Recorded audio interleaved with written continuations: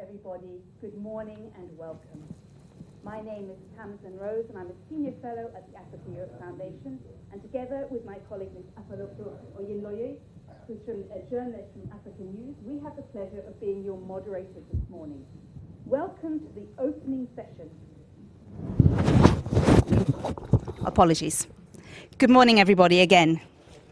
Welcome to the opening session of the Africa-Europe Business Forum, this 7th edition. This is our high-level opening panel.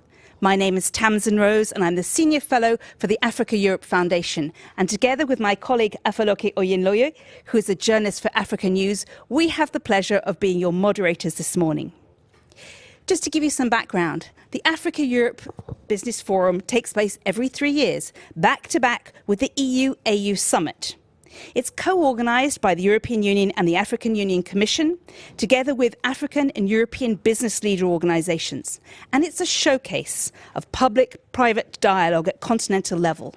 It brings together African and EU business leaders and political decision makers. On the agenda today and in the next few days is how do we improve the investment climate and increase economic partnership opportunities. The 6th EABF took place in November 2017 in Abidjan, and this 7th edition builds on the relationships that were established there. And yes, we have a packed agenda. We have 12 high-level panels, thematic workshops, side events and dialogues with young people alongside senior business and political representatives. And for you to participate, you have to join the conversation online by using the hashtags EABF and Africa Europe, hashtag Together Tomorrow Today. Thank you. So just a few housekeeping points to help you understand how to get the most out of this forum.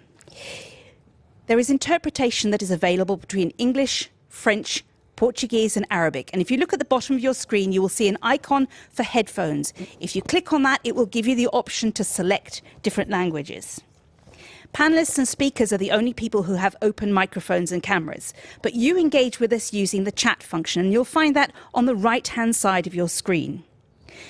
Please feel free to ask questions and make comments, and I have colleagues who are monitoring the chat at all times, so we're interested in hearing from you, so you participate in our conversation.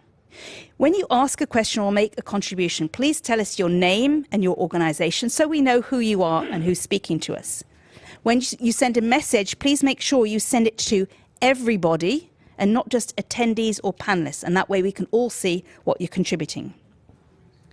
We have a limited amount of time and lots to get through, so please, when you make a contribution, keep it short and we'll get through as many questions as we can. Let's make the best use of the huge range of different interactive opportunities that our conference platform offers to you. I'd now like to move to our first keynote addresses. And for this political opening of the session, we're delighted and privileged to have a message from Commissioner Ursula von der Leyen, who's the President of the European Commission. Let's watch the message that she has for us. Distinguished guests from business, civil society and youth organizations, dear friends, a very warm welcome to the Africa-Europe Week.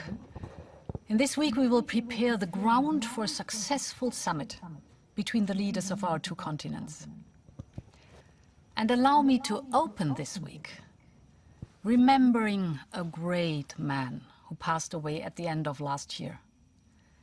The Nobel Peace Prize winner and African hero, Desmond Tutu. He used to say that as human beings, we can only heal, and I quote, when we reach out and connect with one another. We do not heal in isolation. End of quote. And this was Desmond Tutu's philosophy. And this is also the spirit that we should all bring to this Africa-Europe Week. Because these are times of healing and recovery for both our continents. And in times like these, we need each other more than ever before. We need new connections between Europe and Africa.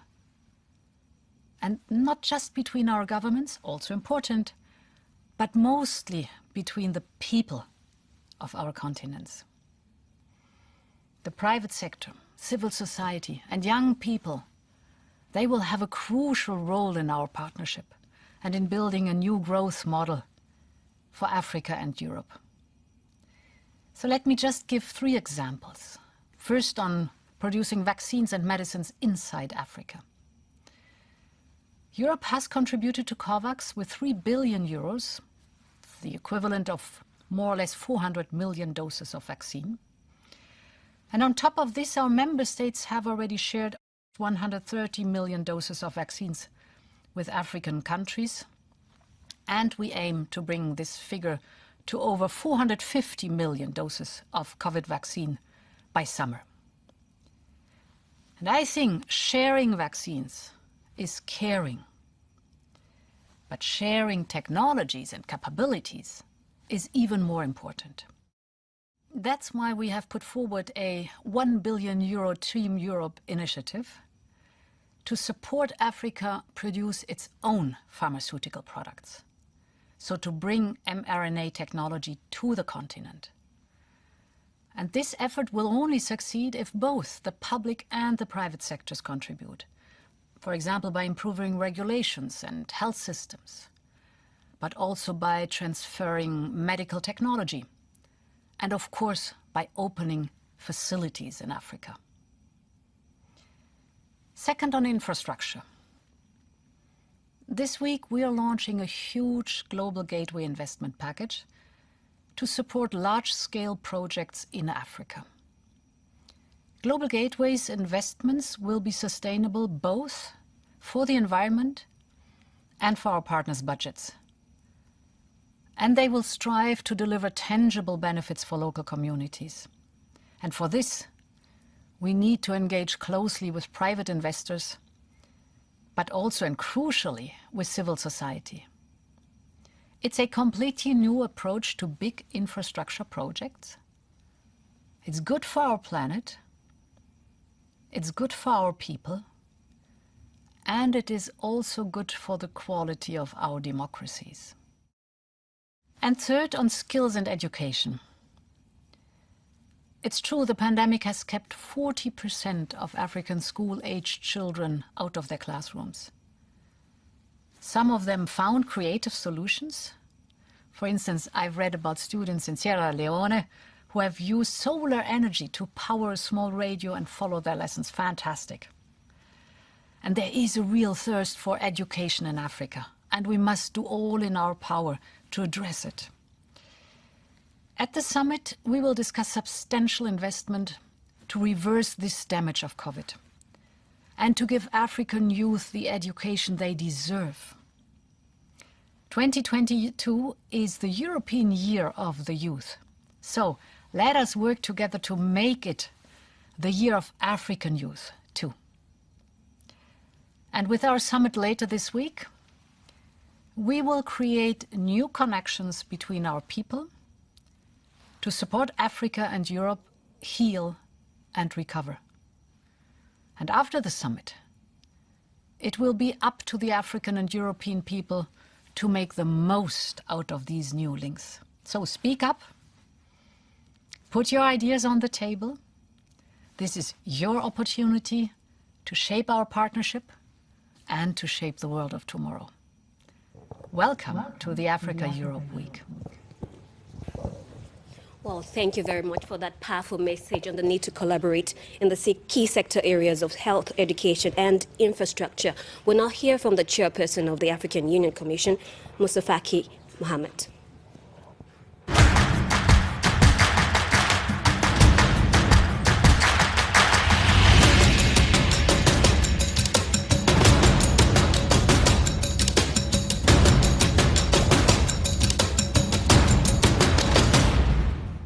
Mesdames et messieurs, chers participants, je vous souhaite la bienvenue à la 7e édition du Forum des affaires Union européenne-Afrique. Le continent africain recèle d'innombrables ressources naturelles et humaines. Avec ses 30 millions de kilomètres carrés et 1,3 milliard d'habitants, il constitue sans nul doute une mine d'opportunités. L'approfondissement du processus d'intégration économique, avec notamment la mise en place de la zone de libre-échange continentale africaine, ouvre une nouvelle page aux secteurs privés et publics, aussi bien africains qu'étrangers. Certes, la pandémie de la Covid-19 a mis à rude épreuve le tissu économique africain et freiné sa croissance. Mais il n'en demeure pas moins que le potentiel reste intact et ne nécessite que des investissements conséquents provenant des secteurs publics et privés. En effet, le PIB de l'Afrique s'est contracté de 2,1% en 2020, ce qui constitue la première récession du continent depuis 1995. En raison de ce ralentissement, on estime que près de 39 millions d'Africains pourraient se retrouver dans l'extrême pauvreté. Les femmes et les jeunes en sont les premières victimes, ce qui est insupportable. J'espère que le soubresaut constaté en 2021 se poursuivra, de même que le soutien de la communauté internationale. À cet effet, nous saluons l'initiative de suspension du service de la dette par le G20. Nous attendons également avec impatience que les pays développés réaffectent à l'Afrique 100 milliards de dollars de droits de tirage spéciaux afin de contribuer à la reprise économique. Mesdames et messieurs, à l'heure où nous nous réunissons, notre tâche essentielle est de forger des partenariats solides entre nos secteurs privés et nos gouvernements afin de promouvoir une reprise économique forte. Il n'y a pas de salut solitaire. L'action collective et solidaire est la planche du salut. La convocation de ce forum des affaires est un des principaux résultats de la stratégie conjointe Afrique-Union européenne adoptée lors du sommet Afrique-Union européenne de Lisbonne en 2007. Il s'agit de s'orienter vers une coopération à long terme sur des activités identifiées conjointement, mutuellement bénéfiques et complémentaires. On m'informe qu'au cours des prochains jours, plus de 30 accords commerciaux et d'investissement seront conclus entre des entreprises européennes et africaines. Ces accords touchent entre autres domaines la santé, les infrastructures, l'énergie, les TIC, l'agriculture, la finance, etc. Ceci est de nature à fournir une base solide pour accroître les relations en matière de commerce et d'investissement entre l'Afrique et l'Europe et contribue immanquablement à la reprise économique. Mesdames et messieurs, l'Europe reste une des premières sources d'investissement direct étranger en Afrique, ainsi que la première destination des exportations africaines. Les investissements annuels en Afrique s'élèvent en moyenne à 30 milliards de dollars par an, ce qui est loin de nos attentes et de la nature ancienne de nos relations.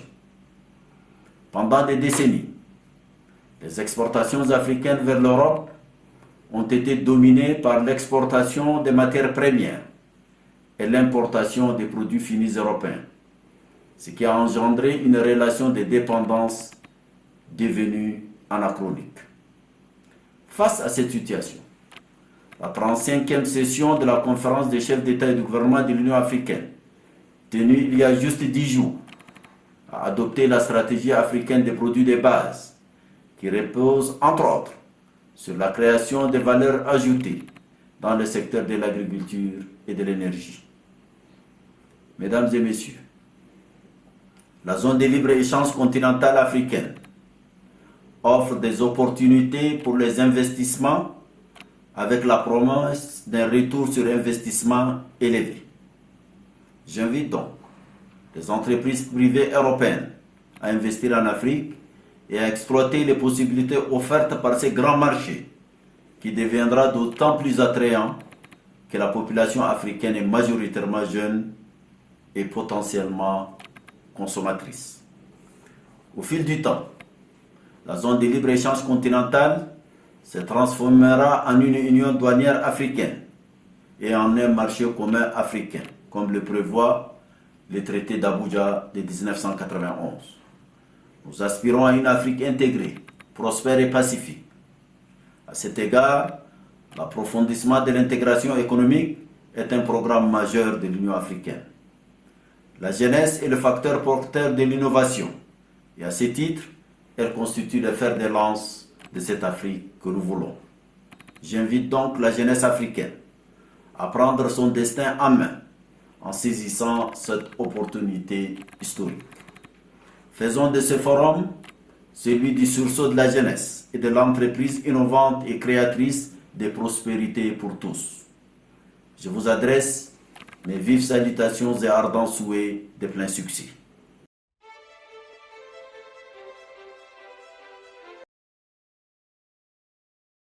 Your Excellency, and highlighting there both the economic power of the relationship between the two continents, but also the need to make a more equal partnership and for there to be less export of raw materials and more added value in the political and economic connections between the continents.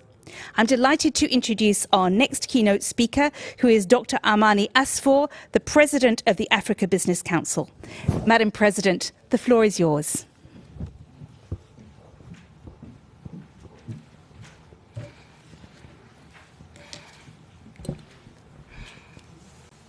Your Excellency, Ms. Ursula von der Leyen, President of the European Commission, Your Excellency, Mr. Moussa Faki, President of the African Union Commission, Your Excellency, Commissioner Albert Muchanga, Commissioner for Economic Development, Trade, Industry, Tourism and Mining, my dear sister, Executive Director for International Trade Center, Pamela Cook, my colleagues of the private sector, it is very important that for all those who are watching us across the whole Africa and Europe, to understand that this partnership of Africa and Europe is a great opportunity for the economic growth for Africa and both continents.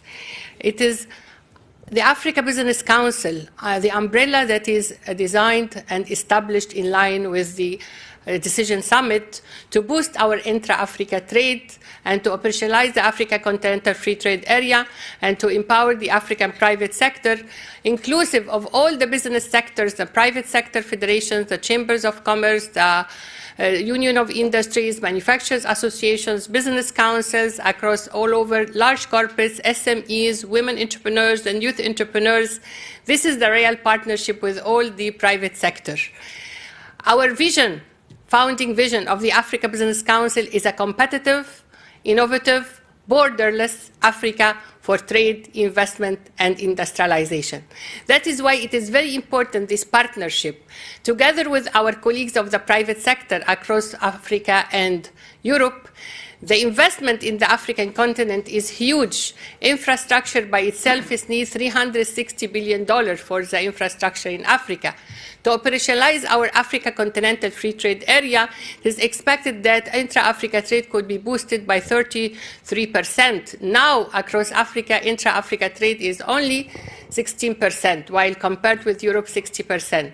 So our real vision for this partnership is about joint ventures. It's about investment in Africa for transfer of technology, for building capacity of our African private sector, for the realization of the Africa we want. Our strategy for this partnership is based on 3 pillars.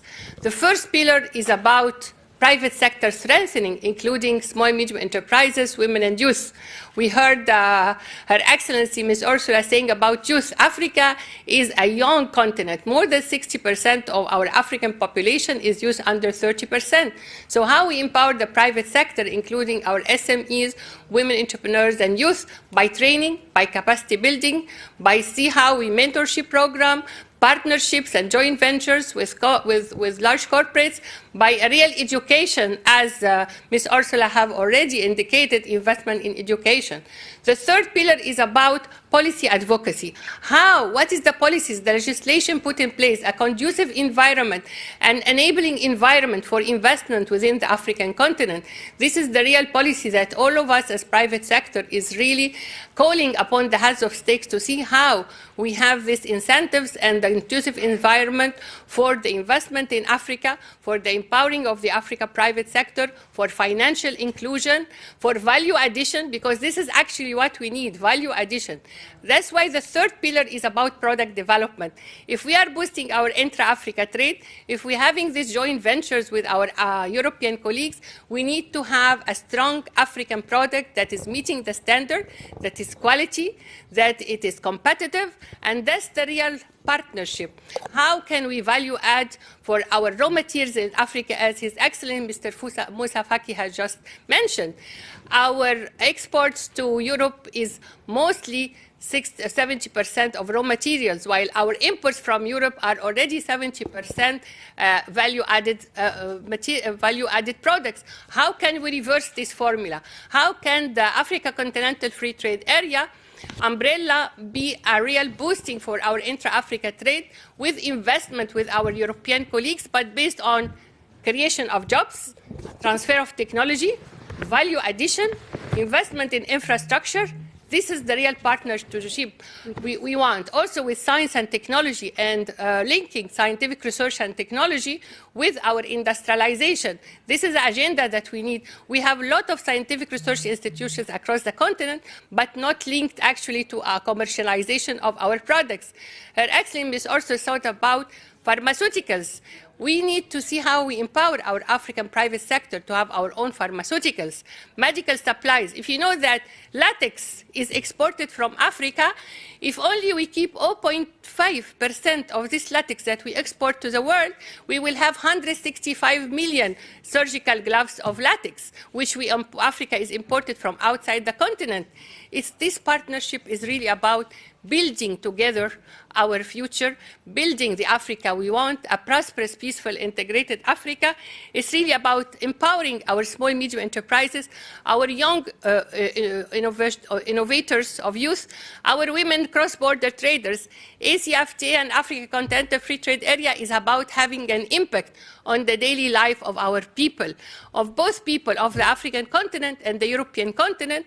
My colleagues who are here with us from the African private sector in this fantastic business week of Europe-Africa, this is the joint venture, this is the partnership that we need to have a real impact on the daily life of our African people, to have investment in infrastructure for our value addition, to make sure that all our partnership is based on a win-win situation. It is based on real technology hubs, industrialization hub, and it's a real investment for all of the European partners in Africa to really boost our intra-Africa trade and our industrialization agenda.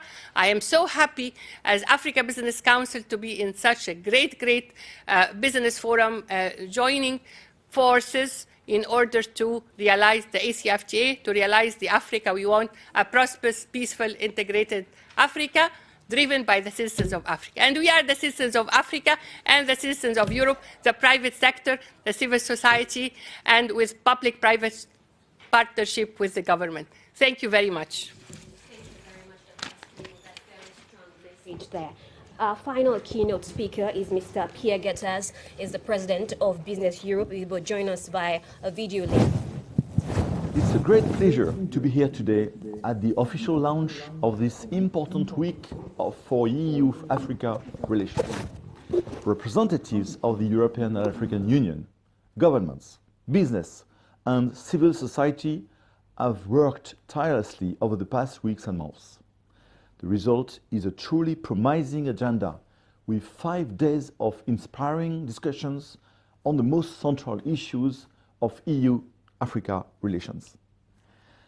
These discussions will culminate in the 6th EU-Africa Summit, which will lay the foundations for a renewed and deeper partnership between our two continents.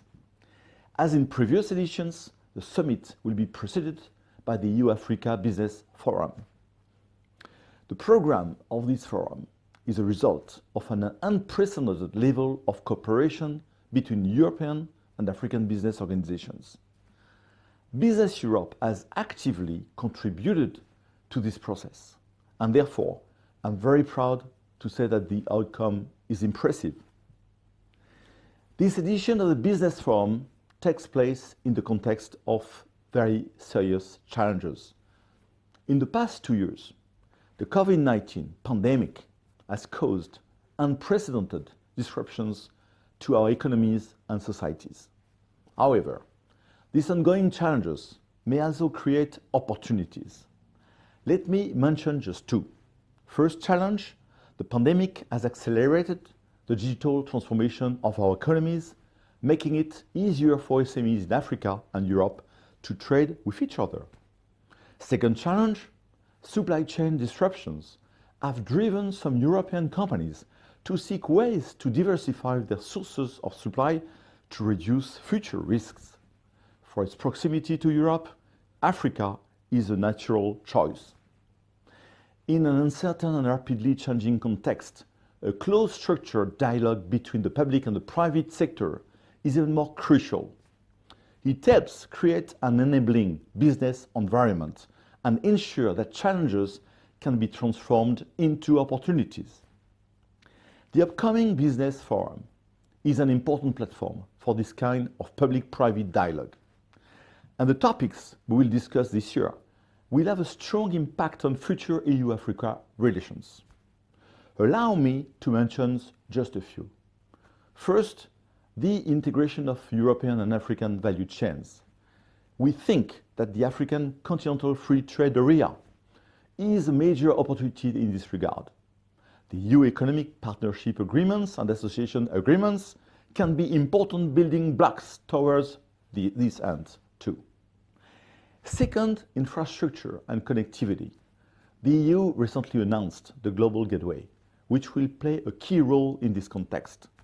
It is crucial that this strategy is implemented effectively and provides attractive and sustainable solutions to our partner countries. Finally, development, financing and risk mitigation.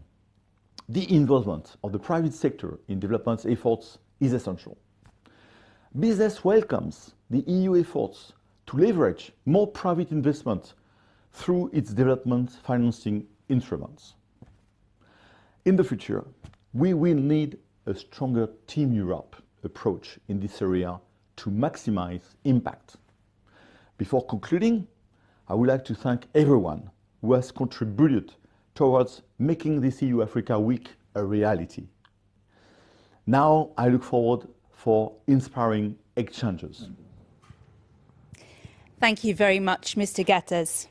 So we've heard from the top political and business leadership in Africa and Europe about what the two continents have to offer each other. It's a relationship that goes beyond geography and history. This commitment to finding a future together is key as we explore how to move past the pandemic and build a shared future that's equitable and sustainable.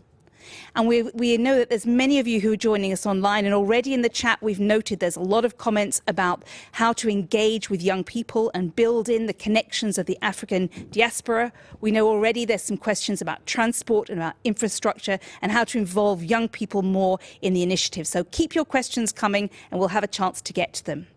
Next up is our panel discussion. Yes, it is. Well, it is important to note that the focus of today's discussion is to explore pathways to a resilient recovery for both continent Africa and Europe. And we have the pleasure of having incredible, knowledgeable panel of speakers who will lead the debate today. We have Mr. No, can you hear me, please? Muchanga. We have Mr. Albert Muchanga, I beg your pardon, from the EU Commissioner for Economic Development, Industry, Trade and Mining. We have Madam Jutta, EU Commissioner for International Partnership. We have someone who is trying to speak in, apparently. Of course, we can hear you. We're just trying to go through the panel of speakers. And moving on to Mr. Prudence Behazi from the African Free Trade, Continental Free Trade Area Secretariat. We have Professor Maurizio Casasco, President of European Entrepreneurs, CEA-PME. We have Mr. Ahmed Elsewedy from EDF, Senior Executive Vice President for Renewable Energies, and also the Chairman of and CEO of EDF Renewables. And we have Madam Pamela Cook-Hamilton, Executive Director of International Trade Area. Ladies and gentlemen, in the next 60 minutes, we have a task to discuss the Pan-African opportunity and how these initiatives can be harnessed to drive a sustainable economic growth. Thank you for that. So let me start by inviting Commissioner Urpilainen to respond on this one. The Commission has adopted a grand connectivity strategy. It's called the Global Gateways. And that tackles the global digital divide and strengthens secure digital connections between Europe and its partner countries. In a few days, the leaders of both continents will meet to decide what needs to be done to create sustainable, efficient, reliable and safe infrastructure. So my question to you is, how does digitization of customs procedures and the increased trade in Africa create new business opportunities? Thank you for a good and important question. Let me start by saying that I believe the 6th AU-EU summit will indeed be a game changer and an opportunity to strengthen the Africa-Europe partnership for years to come. The COVID-19 pandemic has showed the need for collaboration, and we must face the pressing challenges of our time together. And that's what the Global Gateway is all about. It's about building partnerships for a better future. Whether it's bridging digital divides, promoting sustainable finance, investing in green innovation or tackling inequalities. To achieve these goals, we will of course need the support of the private sector. Public and private sector leaders must come together to create the right infrastructure and trade environment. Then to your question, improving import and export processes by simplifying, modernizing and harmonizing could save between 2 and 15% of the value of those goods. It could drastically improve the flow of trade. We also need to digitalize and automate processes as much as possible. The pandemic really proved this very well. With strict physical restrictions, those with the most developed electronic processes were better equipped to continue the flow of essential goods, such as food and medicine. So digitalizing customs is essential for country authorities to track trade flows, identify non-tariff barriers and tackle bottlenecks. It also strengthens economic integration by connecting national customs systems and processes. And it's a game changer for the private sector, not only for the public sector. So exporters tend to avoid markets with confusing rules and documentation requirements or slow processes to clear goods. So for businesses, digitalizing can improve predictability, speed up processes, reduce costs, and minimize also corruption. So for all these reasons, the EU has placed economic integration and trade facilitation at the top of its agenda. And today, the EU and our member states provide nearly half of all global support for trade facilitation in developing countries. And the EU provided 474 million euros in economic integration and trade initiatives through our strategic partnership with regional economic communities and the Africa Union between 2014 and 2021. So today, through the Global Gateway, we hope to have an even greater impact, and I look forward to strengthening our partnership. Thank you very much, Madam Urpilainen. Well, the next question is for Mr. Elsewedy, who can give a perspective from the African Business Organization. Is joining us online, I guess. What does the new comprehensive strategy with Africa offer for African and European businesses, and in particular to SMEs? Sorry, can you see the question again, please?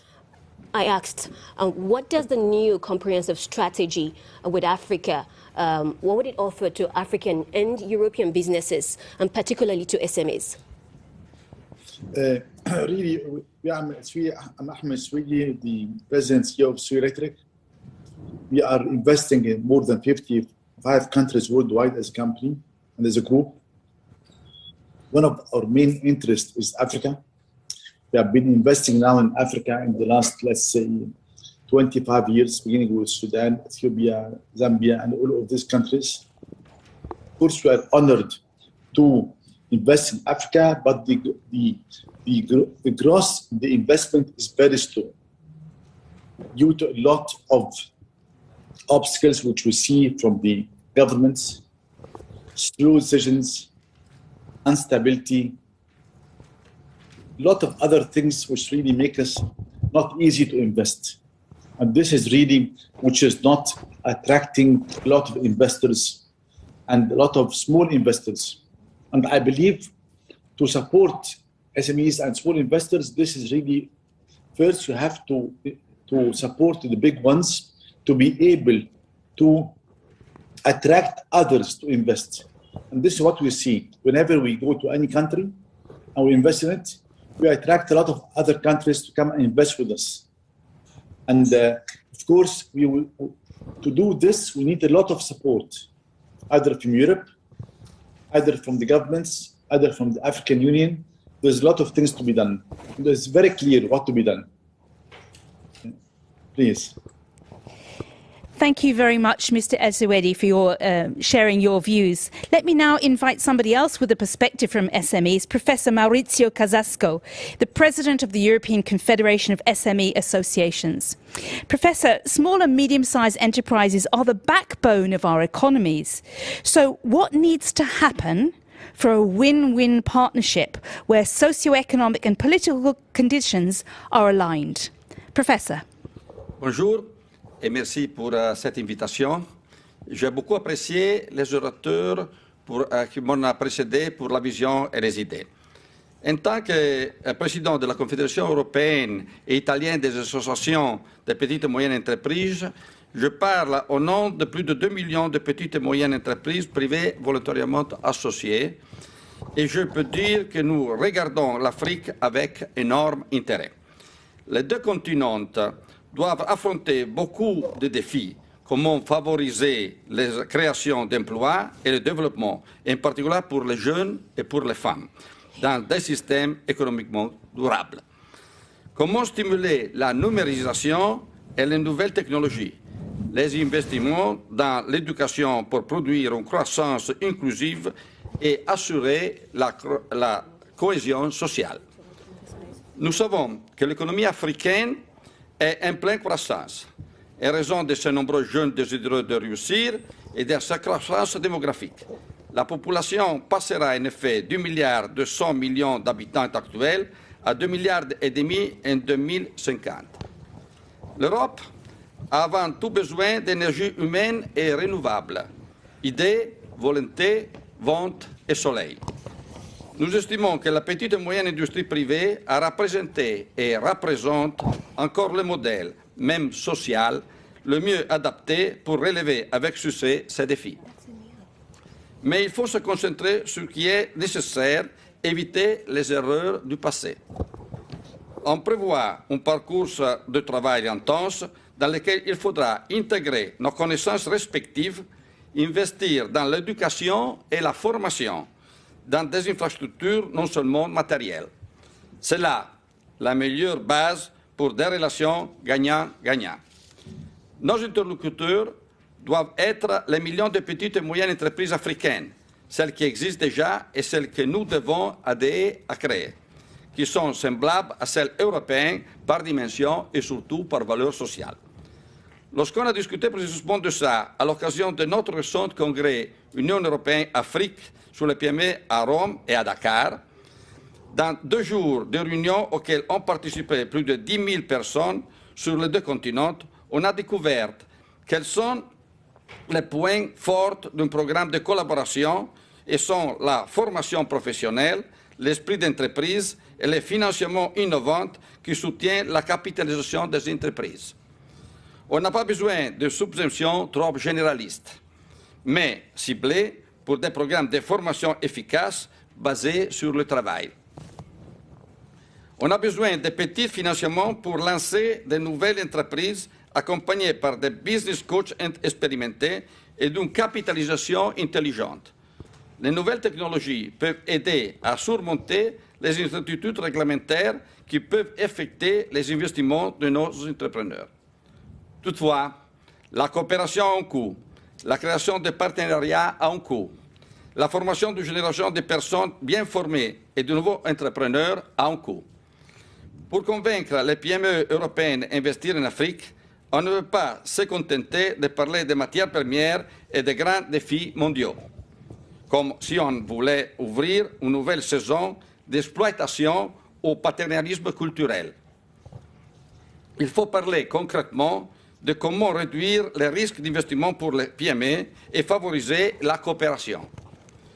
C'est là l'approche correcte pour construire un pont qui favorise l'échange des idées, des bonnes pratiques, des know-how et des valeurs, et à suivre de l'économie, seulement à suivre.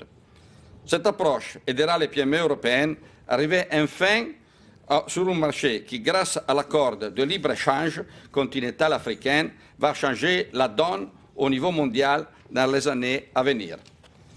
Il serait important que les pays africains, comme l'Europe l'a fait, entament une voie qui mène à l'affirmation et la diffusion d'une monnaie unique africaine. La stratégie globale de l'Union africaine pour l'Afrique est un bon point de départ pour soutenir ce processus, mais elle doit avant tout donner priorité aux PME, qui représentent la vraie tissu connectif de notre société. Il est essentiel que l'Union européenne et l'Union africaine soutiennent avec vigueur la naissance des start-up, et cela c'est vraiment important, et la création d'au moins 1 million de partenariats pour les entreprises africaines et européennes au cours des 3 prochaines années. Ce sera le véritable succès pour nous tous. Merci. Thank you very much, Mr. Casasco, for that message. Let's now turn to Mr. Albert Muchanga, who is in charge of economic development, industry, trade, and mining at the African Union. What reforms are needed to ensure a growth-friendly climate, and that could also trigger greater private investment?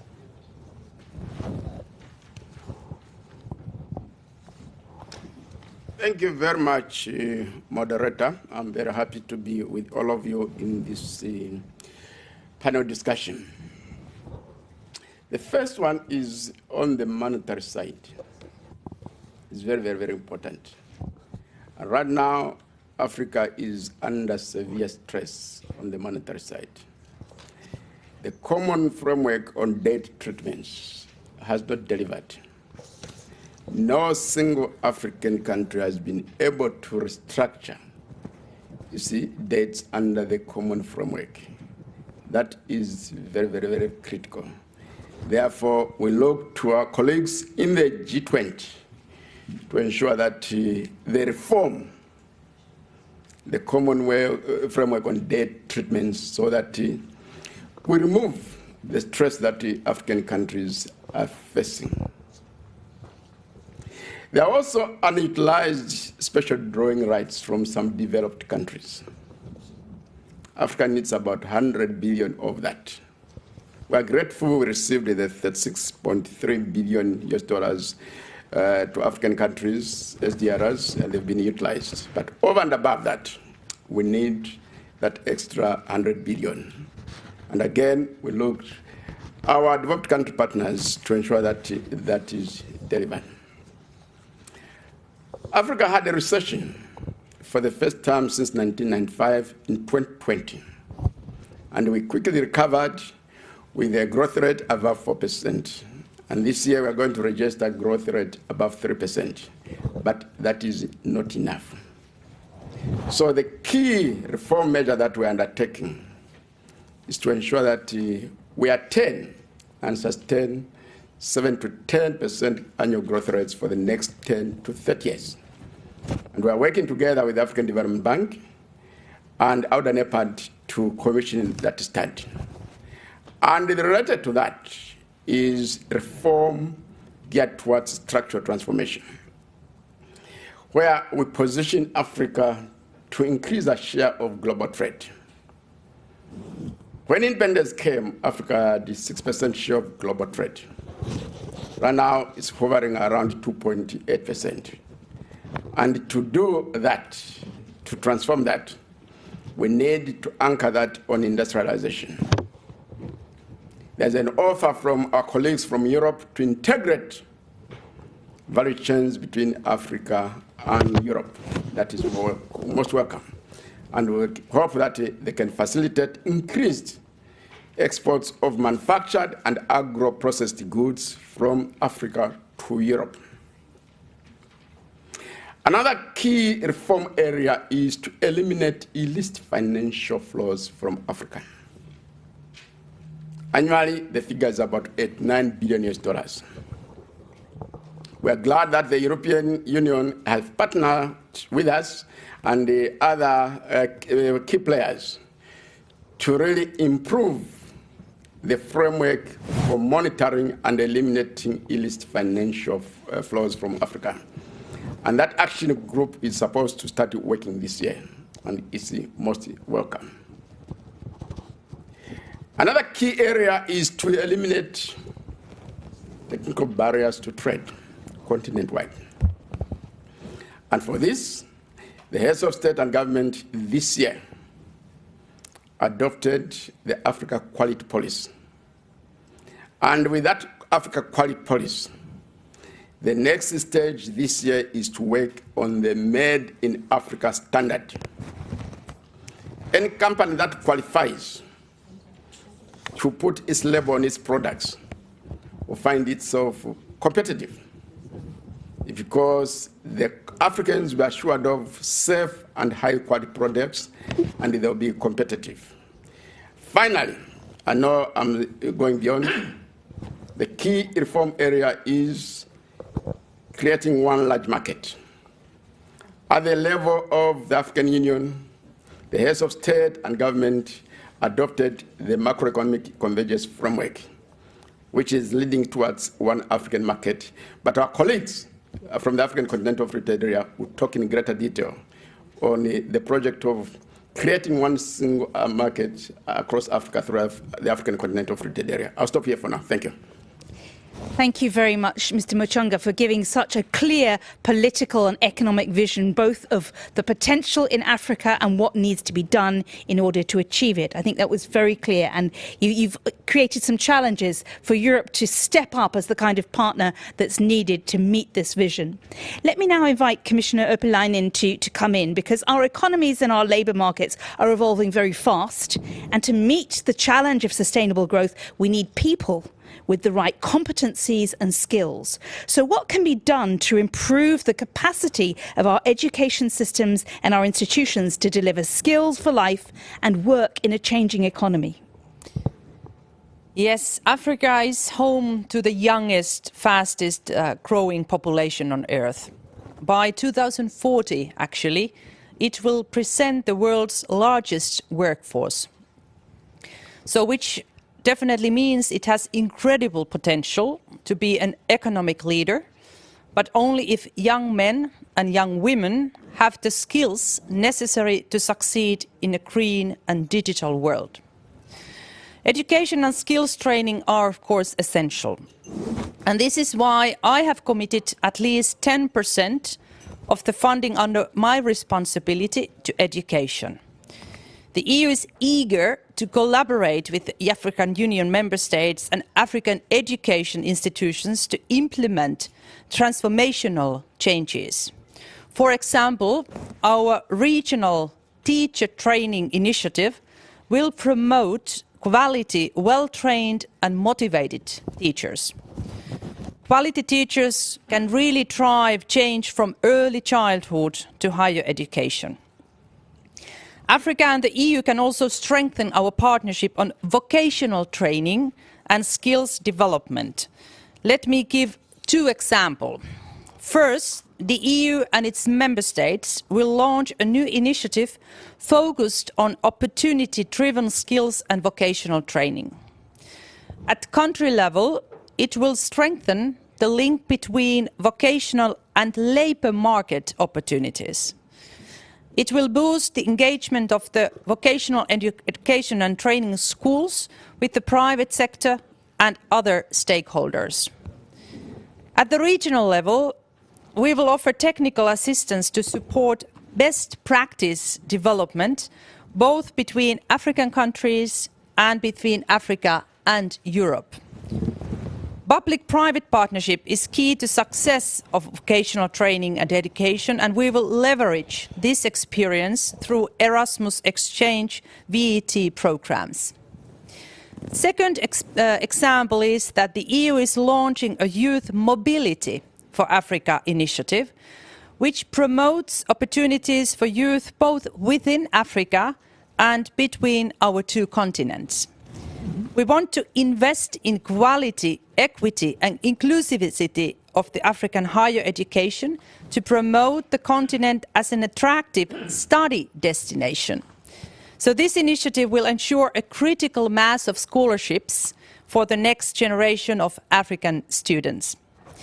Climate change, health, digital and innovation skills will be the main areas of investment. Supporting African youth to grasp the employment opportunities by the fast-growing labour markets on the continent.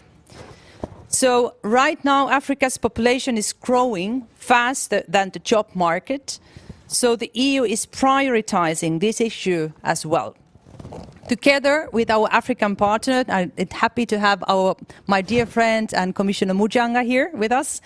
We seek to foster innovation, generate economic opportunities, but also boost the labour market. Great input, Commissioner Urpilainen. Now let's hear from the renewable energy expert, Mr. Bensassin. He has a strong will to enforce trade integration in Africa and use new funding programs from international financial institutions. Now, how can this investment flow into projects that can both address climate and development goals that are still remain attractive to the private sector? Thank you very much. Thank you, Excellencies, dear colleagues, chers amis d'Afrique, for the organization of this summit, joining public and private Africa and Europe. I think that's really a good way to progress, to heal, to take the words of President Ursula. I'm very honored on behalf of MEDEF International, the French Business Association, and of EDF, the first French power company, to share a few thoughts on these questions. As it's a large question and the time is short, I will share a few simple ideas. The first idea is that whatever we think here in Brussels, in Europe, in international conference, best solutions, best ideas won't work, won't fly if the initiative and if the decision doesn't come from Africa, each and every African country, authorities, governments, societies. And we have experienced a few cases like that in the past. That was the first idea. Second idea, renewable energies, wind, solar, hydro, biomass, geothermal energy is a natural solution for the African continent, not only to fight against climate change, that's important, but not only. First, because Africa has all of them. It's a giant continent, and across the 55 countries, you have all of those energies. Secondly, because now renewable energies are competitive when you compare to fossil oil, coal. And last but not least, they can be produced in different forms: large, small, centralized, decentralized, so that at the end you can also tackle the big challenge of energy access to all with different solutions, especially in large and low density areas of the continent. Third idea, yes, it's happening. Renewable are developing in Africa, but not enough. When you look at the continent, Kenya is perhaps the world leader in geothermal energy. South Africa, Morocco, Egypt have been very early mover in wind and solar. Now EDF is very happy to accompany Ivory Coast for biomass or Cameroon for hydro. So that's happening. But when you look to the last decade, only 2% of the world renewable has been installed in Africa, and 50% of those two in Northern Africa and the Republic of South Africa, which leaves very little for the rest of the African population. So to all standards, be it population, be it share of GDP, of growth GDP, that's not enough. So how can we do more? I would say the principles are quite simple. The devil is really in the execution. Will first. There is will. And when there is a will, there is a way. And when there are some good tenders organized, you have plenty of people to subscribe to this tender. We have seen it again recently in Togo, for example, but in many other countries. Then second big topic, resources. Financial resources, human resources, of course they are needed, but I don't think that's the bottleneck. We find around the world a saving glut. There is plenty of finance, be it public or private. Thank you for the Global Gateway, African or European. There are plenty of savings. So that's not the key bottleneck. No, the key bottlenecks are two topics. One is cost and the second one is risk. Things have a cost, and yes, investors are ready to invest in Africa. And even when they love Africa, they want to recover the cost. Where can that come from? There is no magic to that. One possibility is, of course, international support. And we have heard about the $100 billion expected, and we understand that. And I'm talking about international subsidies, not loans, because here we are trying to recover the cost. That's a possibility. But that's not enough, obviously. Secondly is the taxpayer, the African taxpayer. But it's not unlimited, I know that. The tax are not huge in many African countries. And third, last not least, the most traditional way around the world is the consumer, African consumer. It's sensitive, it's socially sensitive, but it's the usual solution. So cost-reflective tariffs. That's for the cost. And the second topic is the risk reduction, the risk mitigation. The lower the risk, the lower the perception of the risk, the lower the cost of the risk, the better, I believe, for the countries. So cost-reflective tariff, I would say, is the easiest way with a sounded off-taker for limiting the risk. And then, in case of accident, but only in case of accident, guarantees, especially international guarantees, government guarantees, are welcome, I believe. Thank you very much, Mr. Bensasson. You've highlighted for us both the critical importance of making sure there is a proper energy transition in Africa. You know, there's still a large proportion of people who don't have access to energy, and without that, the economy can't grow. But again, that when we're looking at investment flows, it's a balance of cost and risk.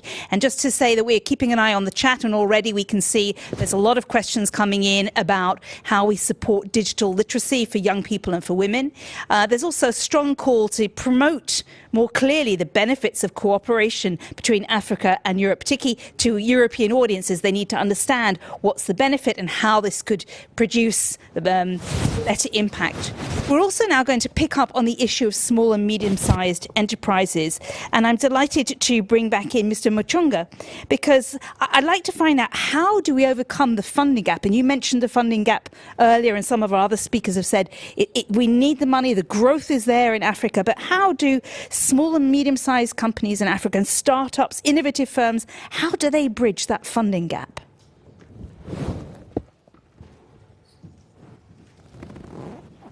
That's an equally interesting question and not easy to answer. I think we're in a world where money is both there and not there. There in the sense that some of the micro, small and medium enterprises do not have the capacity to prepare their projects, one. And two, they do not maintain books of account. And therefore, if they approach financial institutions, they fall short on that one. So one of the ways of handling this issue is for each and every African government to really develop a network of SME consultants so that they can build capacity on these small and medium enterprises. It's not an original idea. it was started in Japan. And Japan has made wonders in promoting the development of micro, small, and medium enterprises.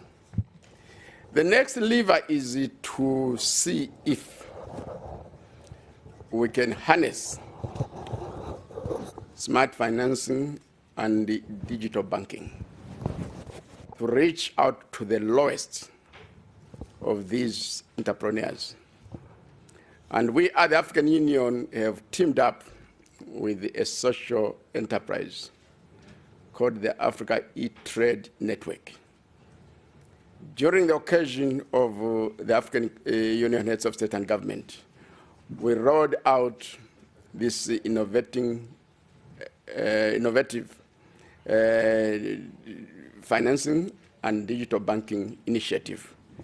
And it should be ready to work out in the next 6 months or so. And through that, we should be able really to reach out even to the smallest borrowers so that they can be able to have market access. So this is how I see the situation. But above that, I think it has been indicated, especially my good friend, the Commissioner for International Partnership. Africa is a young continent. And those young Africans are very, very digitally educated. They've come up with the startup operations. Now, the main source of funding are the venture capital firms. They are welcome. But that limits their growth. Because when the venture capitalists buy off those, they can give them $3 billion US. Then that's the end. They cannot grow. But if we can come up with some startup fund where we can provide interest-free loans to these startup operators, I think they can do wonders. Because when they borrow that money and they're able to pay back, they grow their businesses and they put their businesses on the stock exchanges and they become more and more lucrative. So this is my take on this one. Thank you. Thank you very much, Mr. Muchanga. My next question is for Mr. Elsewedy.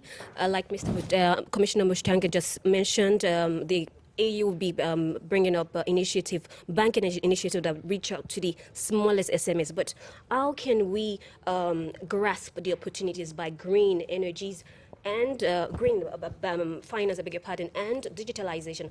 I'd like to seize the opportunity to clarify this. Mr. Ahmed Elsewedy is the president and CEO of Elsewedy Electric. Over to you, Mr. Elsewedy.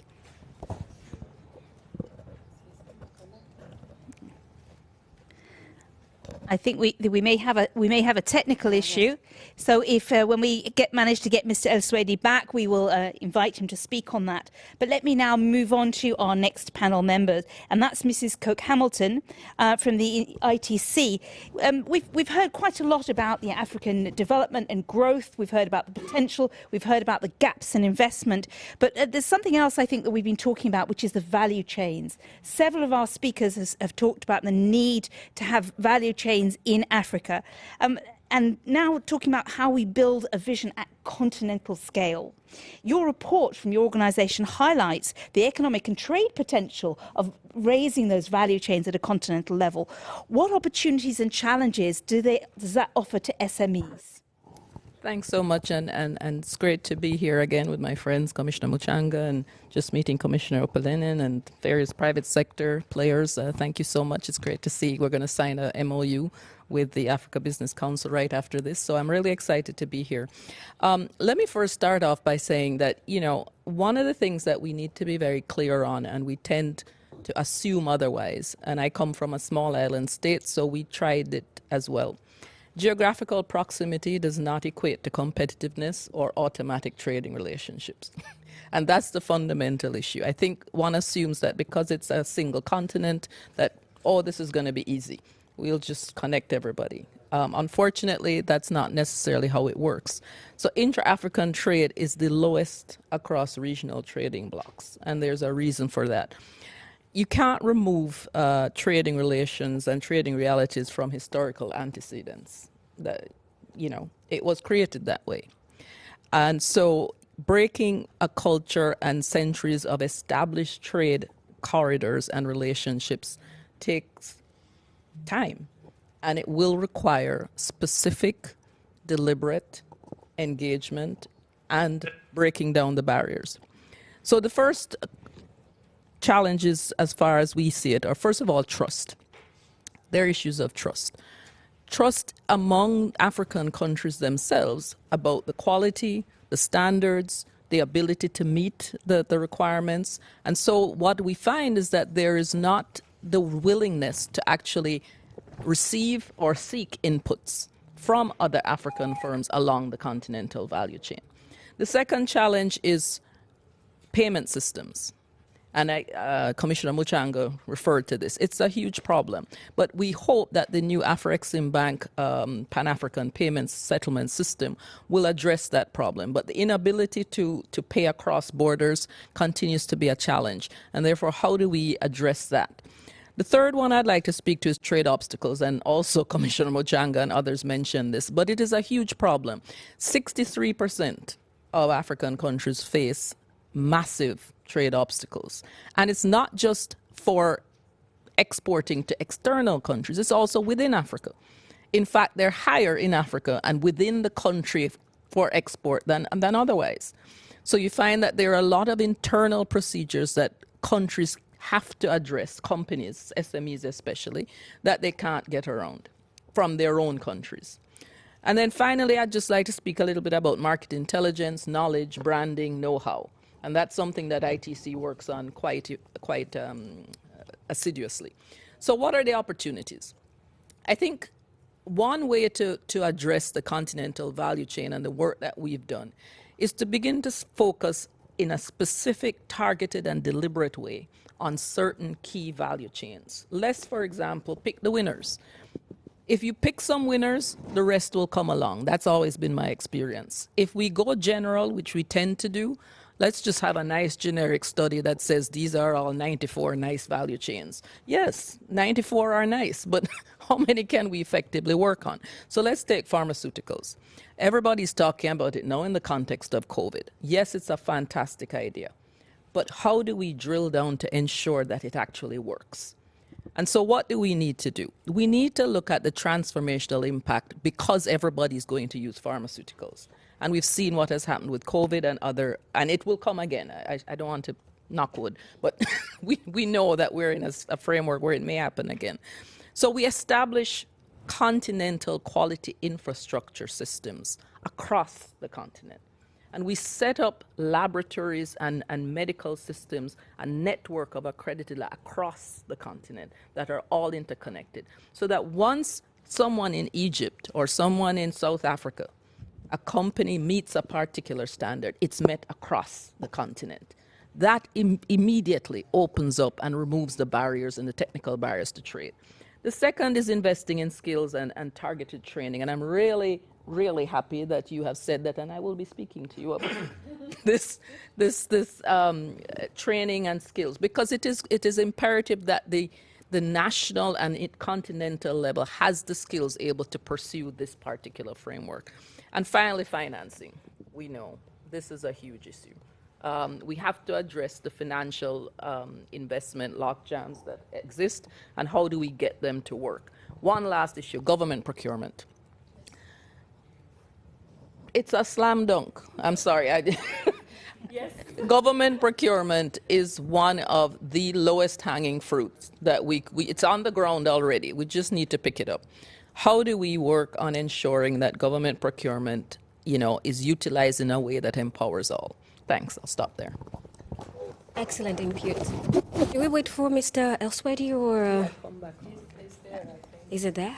Mr. Elsewedy, are you there? But if not, we'll just off. Yeah, well, I'd like to just pick on one of the points made by Madam Hamilton on the issues on cross-border transaction.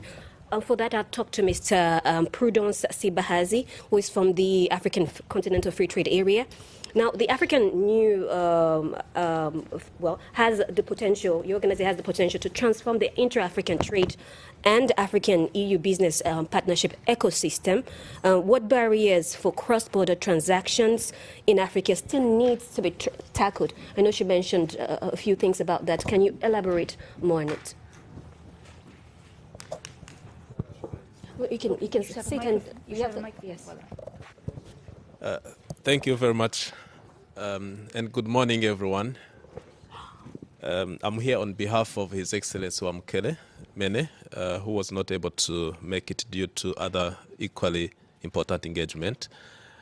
I know I will risk repeating what my predecessors have said because most of the challenges that we know on the continent have been articulated by able speakers who came before me.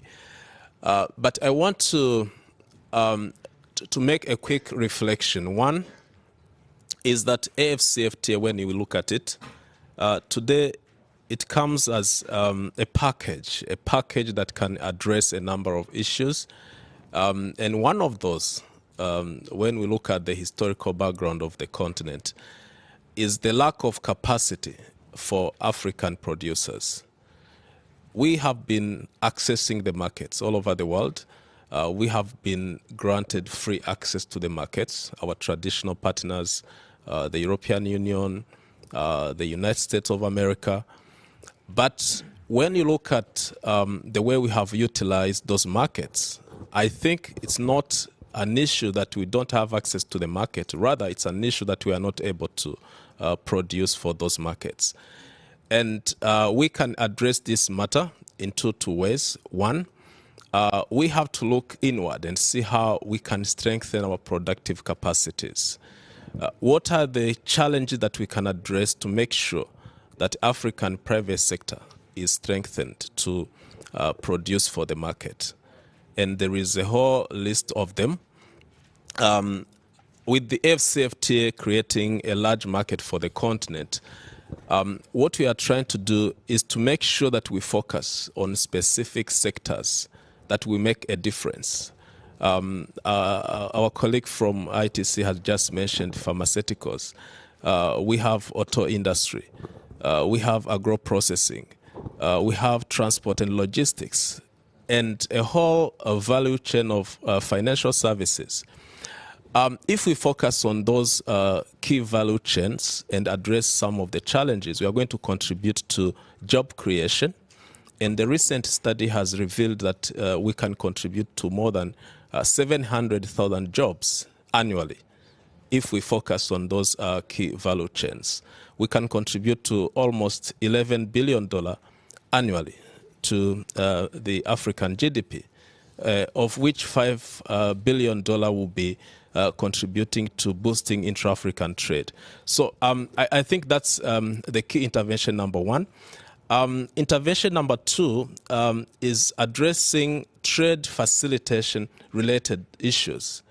There are so many. We are talking about non-tariff barriers.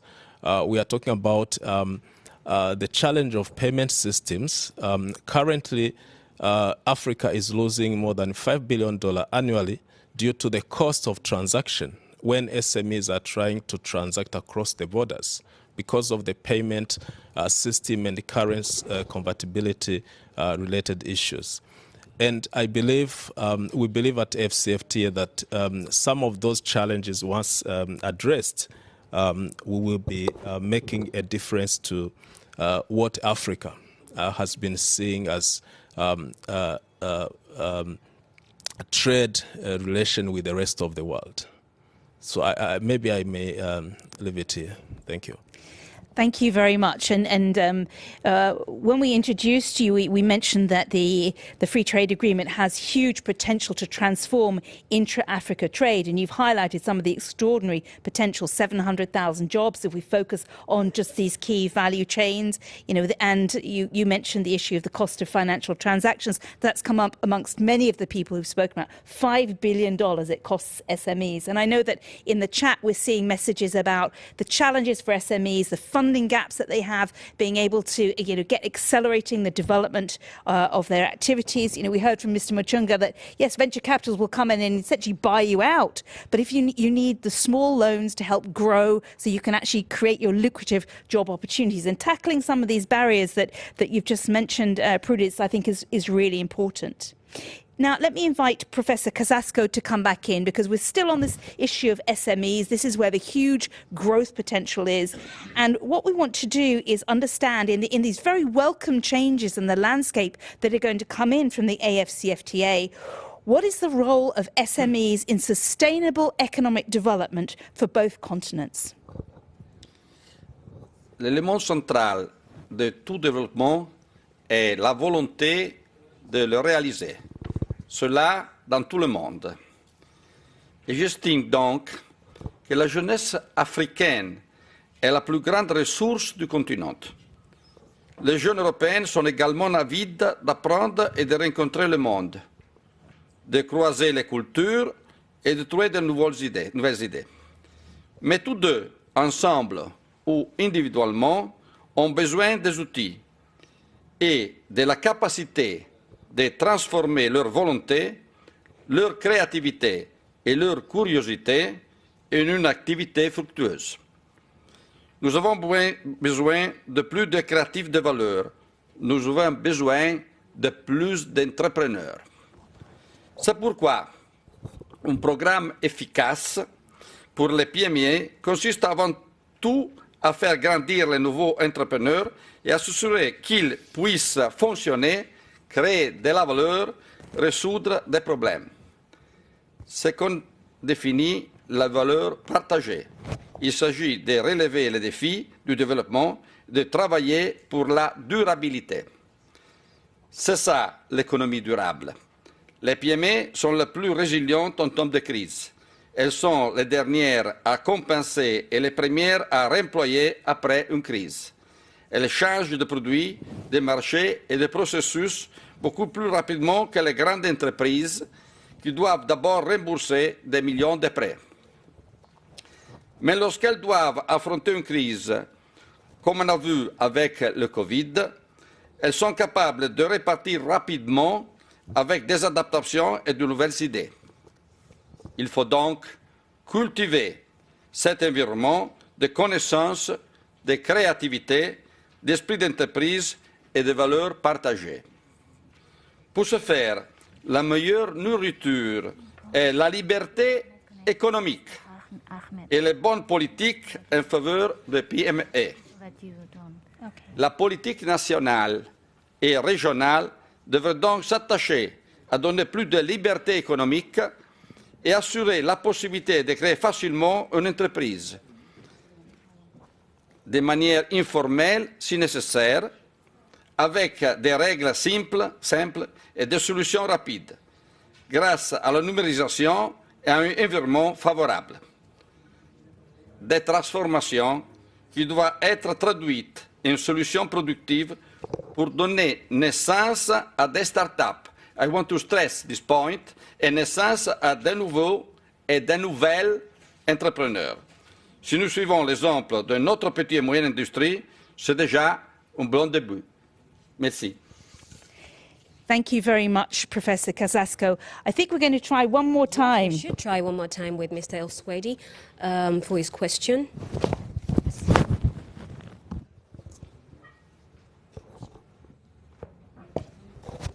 It's not there.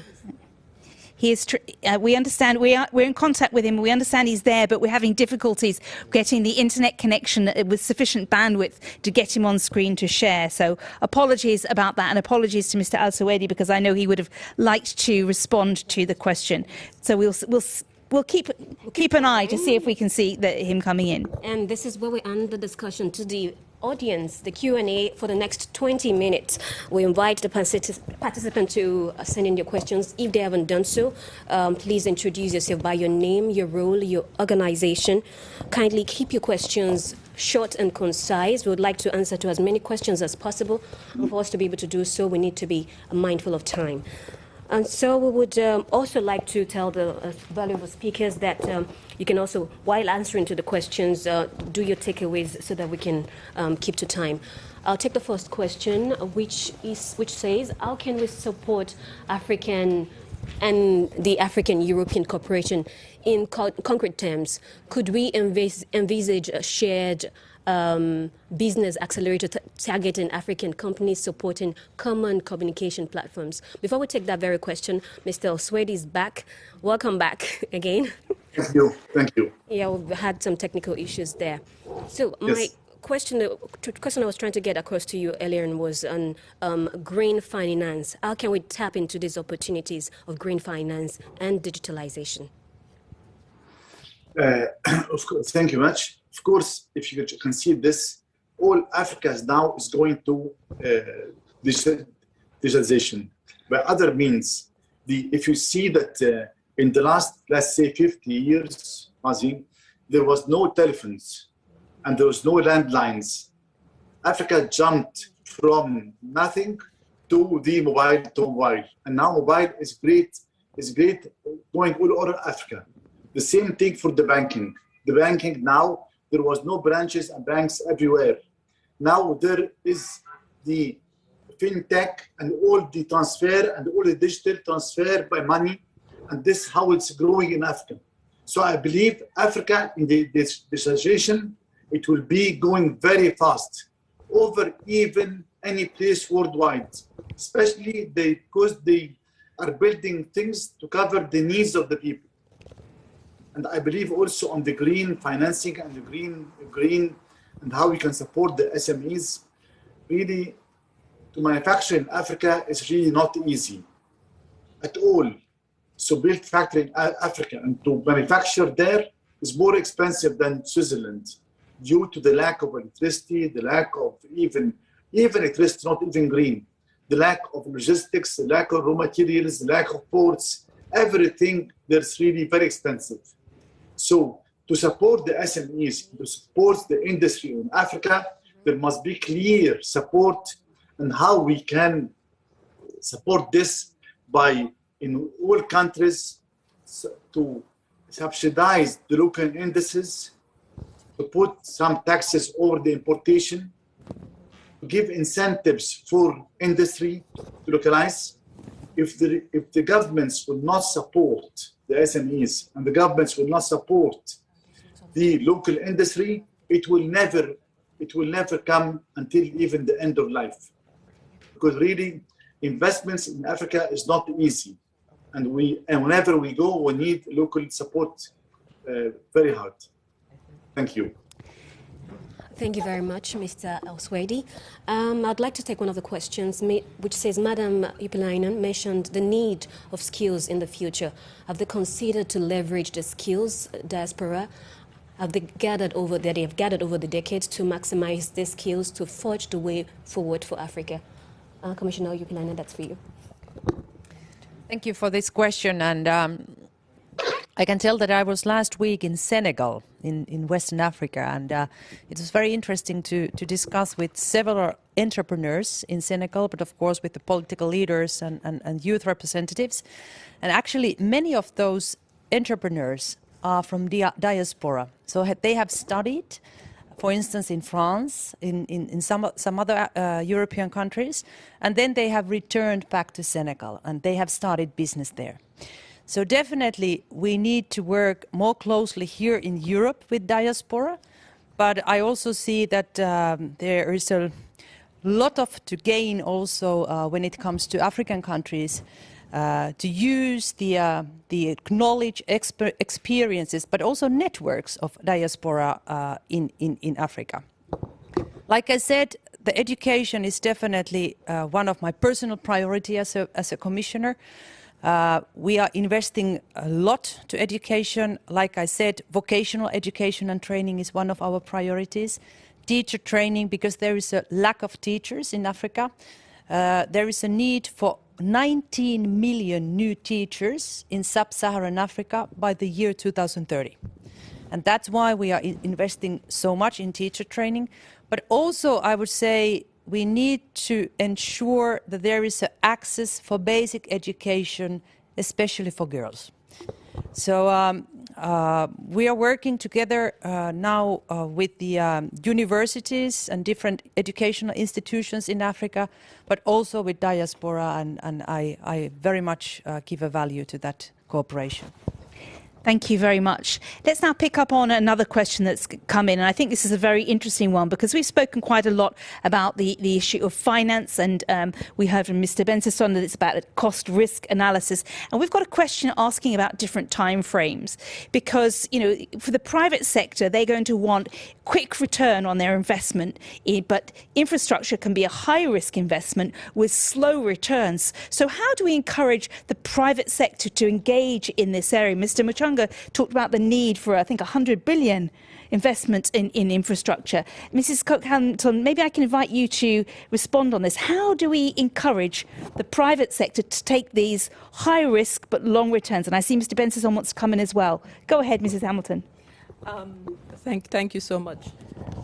I think the private sector is always going to look at the bottom line. That's the reality. I mean, sorry, it's true. But I think they also need to look at the long game. And I think part of the problem in a lot of our developing countries is that we have a skewed relationship where there's a quick input and then immediate output required, as opposed to looking at what will be the long-term gains. I'll give you an example in terms of telecoms. Telecoms was one of the most difficult things in the Caribbean until the WTO, we signed that agreement, and then it changed the nature of the competitiveness. And once we were able to break the logjam on the telecom sector, immediately the dominant player in the region dropped its cost by 50% in 1 week because Digicel was coming in. The point I'm making is that a lot of times the so-called lack of returns is not necessarily true. And the costs are not necessarily as high and as horrible as they're made out to be. And what I find is that if we can, one, encourage competitive players in the field, two, if we can look at infrastructure as a long game. For example, one of the biggest needs right now is connectivity. The infrastructure to ensure penetration in order to allow e-commerce to take place in a way that, you know, for the 21st century has now become as needed as water. So how do we allow that to happen, and how do we encourage that? And to see that once you're in, I don't know any big companies that have lost money investing in commodities in Africa. If that were the case, they wouldn't still be there. Sorry, 100 years later or 400 years later. Thank you. Thank you. Mr. Bensasson, you wanted to come in on this issue.